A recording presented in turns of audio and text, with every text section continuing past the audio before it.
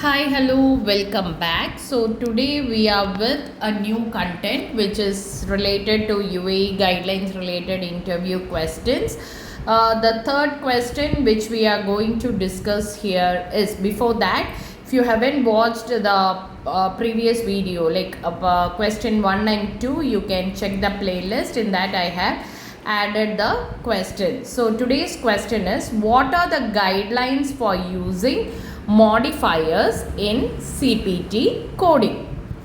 So this is the question which we are going to discuss. So before entering into the video, if you haven't subscribed my channel, please do subscribe, and if you find it useful, please do share it with your friends also. So if the interviewer is asking you to answer about this question, you can say it in this way: modifiers in CPT coding provide additional information about a procedure or service without changing its definition. They help explain certain circumstances such as multiple procedure, reduced or increased services, unusual event.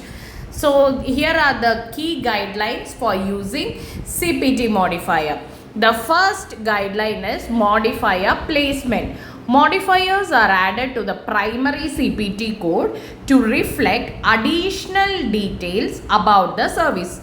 The 2-digit modifier is placed after the CPT code, separated by a hyphen. Here I have given an example. You can check that. And the second guideline is appropriate use of modifier. Modifier should be used when they accurately describe the situation surrounding a procedure or service. For example, modifier 25, modifier 59, modifier 51 are there. Here I have given a clear definition of those modifiers. You can write it down. So you have to see along with which procedure these modifiers should be added. And third comes ensure medical necessity. Always verify that the modifier reflect clinical scenario documented in the patient's record. Documentation should support the need for the modifier to justify additional service or special circumstances. If the modifier is needed, only then you should add, otherwise don't simply add. Fourth one, avoid modifier overuse. Overuse or misuse of modifier can lead to claim rejection or denial. For example, modifier 25, when there is not a truly separate service, can be flagged during the audits. Avoid using this modifier.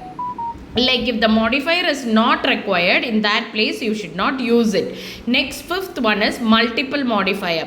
Some situation may require multiple modifier on the same code. When this occurs, be mindful of the correct sequence. Modifier 99, like maximum 2 modifiers you can use along with the CPT code. More than 2 is not recommended. So in that case, directly you can use 99 modifier. And the sixth guideline is specific modifier guideline. Modifier 26 is used only the professional component of the procedure, that is interpretation of a diagnostic test. Modifier 50 is used when there is a bilateral procedure. Modifier 52 is used when there is a reduced procedure, and modifier 62 is used when 2 surgeons are required for the procedure. And the seventh guideline is payer specific rules. Always be aware of the insurance specific rule for using this modifier. Some payers may have additional requirement or limitation on the use of modifier.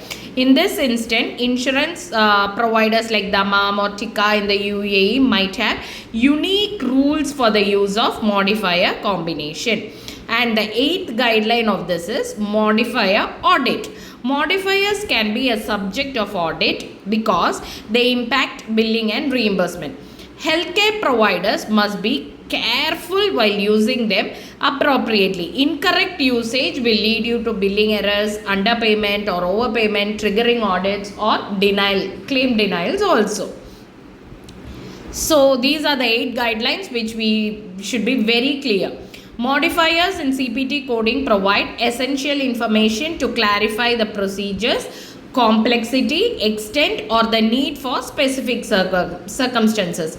Medical coders must ensure the modifiers are used very correctly before the claim submission. So that's all about the guidelines for using the modifiers. Thank you so much for watching.